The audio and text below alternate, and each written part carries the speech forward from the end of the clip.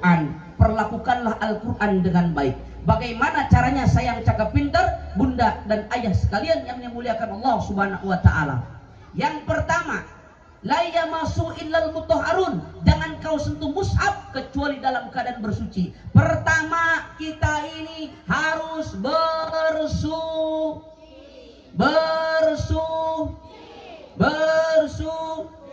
Pertama bersuci. Suci. Bersuci. Apa maksudnya bersuci, Ustaz? Dawamkan jaga wudumu sebelum kau baca Al-Qur'anmu. Mau tidur ngambil, bangun tidur ngambil, mau jalan ngambil, ngaji. Bangun tidur aku tanya, bangun tidur apa duluan yang dicuci? Muka. Bo, bangun tidur ibu nyuci apa duluan? Muka. Cuci beras. Pak, bapak kalau bangun tidur apa duluan Pak yang dicuci, Pak? Kencing. Nasib. Bunda, mohon maaf. Kata Nabi SAW, kalau kita bangun tidur, pertama kali dicuci jangan dulu muka, jangan dulu kencing, tapi pertama kali bangun tidur yang harus dicuci adalah tangan.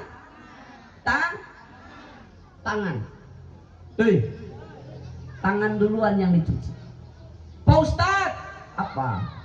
Kenapa kok harus tangan duluan yang dicuci? Iyalah, kenapa? Karena saat kita tidur Bapak, kita ini nggak pernah sadar tangan kita ini jalan-jalan kemana-mana. Bisa jadi dari hutan Kalimantan turun ke Mataram, masuk ke Bau-Bau, menuju ke NTT, Jakarta Pusat, Maluku dan sekitarnya.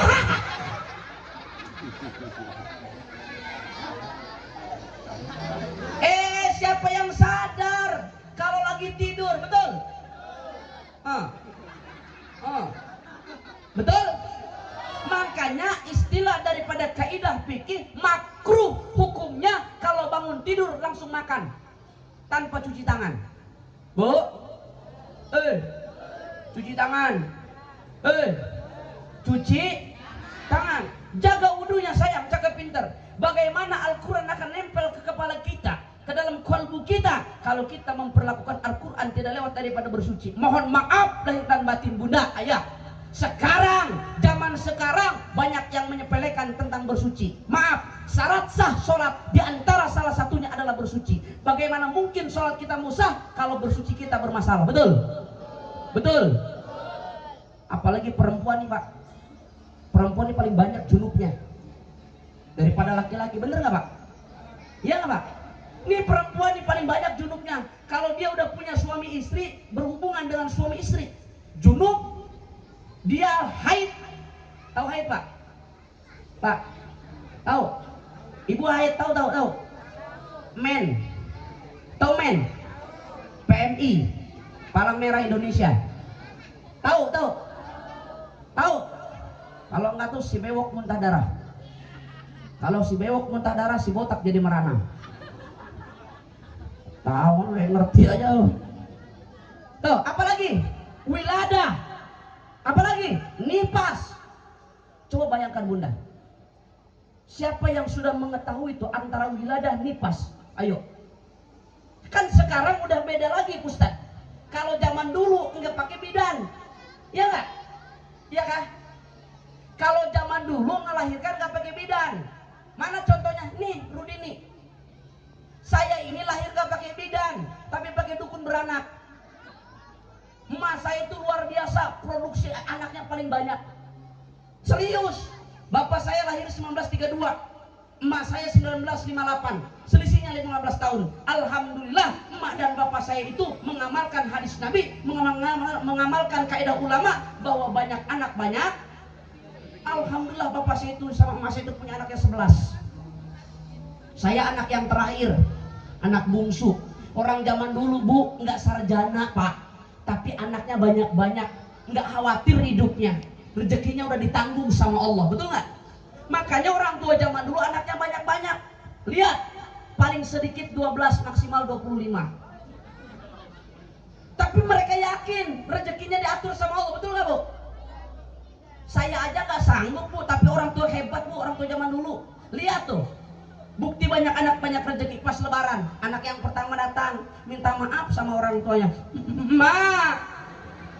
Maaf ya mak ya, maafin aku mak, nggak bisa ngasih apa-apa mak, cuma bisa ngasih uang 1 juta.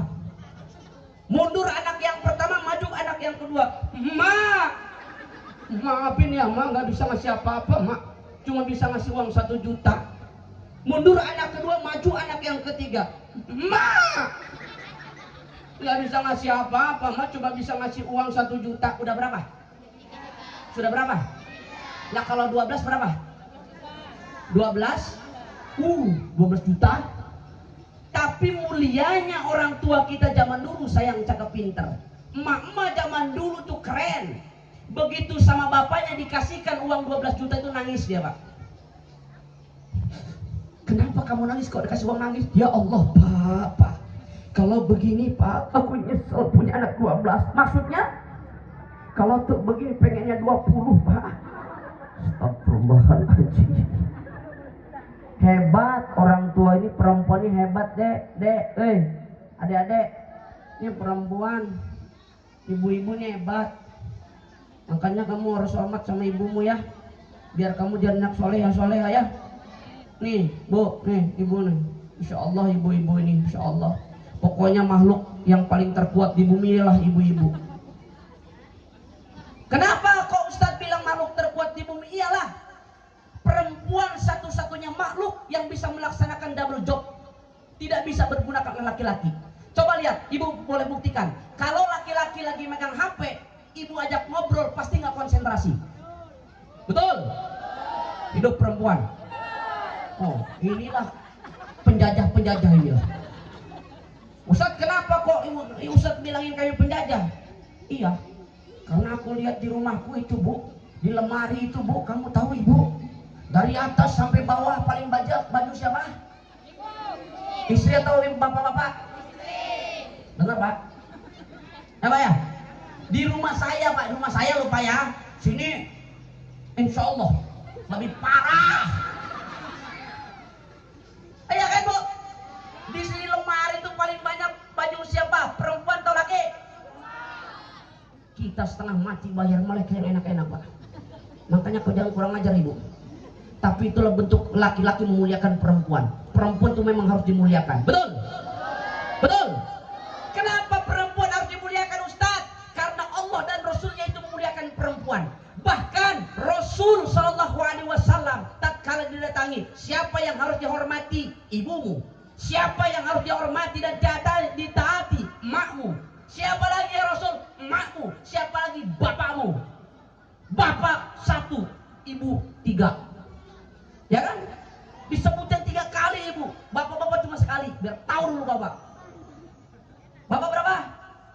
Bapak berapa? Ibu? Ibu? Bapak? Bapak 1, ibu? Ini gimana nih? Bapak kan berapa tadi? Ibu? Jadi ibu 3, bapak? Oh bukan gitu ya? Oh iya. Jadi perempuan itu harus dimuliakan. Kenapa kok harus dimuliakan? Rasul memuliakan perempuan. Bahkan saking mulianya Allah letakkan surga di bawah telapak kaki ibu. Al jannatu tahta aqdamil ummahat. Surga itu diletakkan di bawah telapak kaki ibu. Suatu ketika saya ceramah di Ulu juga, saya sampaikan di anak-anak, anak-anak, hormati ibumu karena ada surga di bawah telapak kaki ibumu. Wah, anak itu langsung lari ibu, pulang dia. Begitu pulang nyampe ke ibunya, kebetulan kan di Ulu tuh kan masih banyak pakai mandinya dekat sungai. Ibunya itu masih pakai handuk.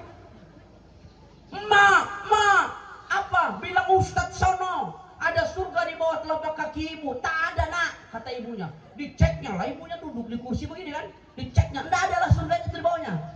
Begitu mau lari lagi protes sama saya, wah Ustadz turun ibu, mau begini kepalanya nyangkut di handuk ibunya. Begitu nyangkut nengok sedikit ke atas. Oh. Ditempelek sama ibunya tuh. Wah, bukan surgamu nak, tapi surga bapakmu.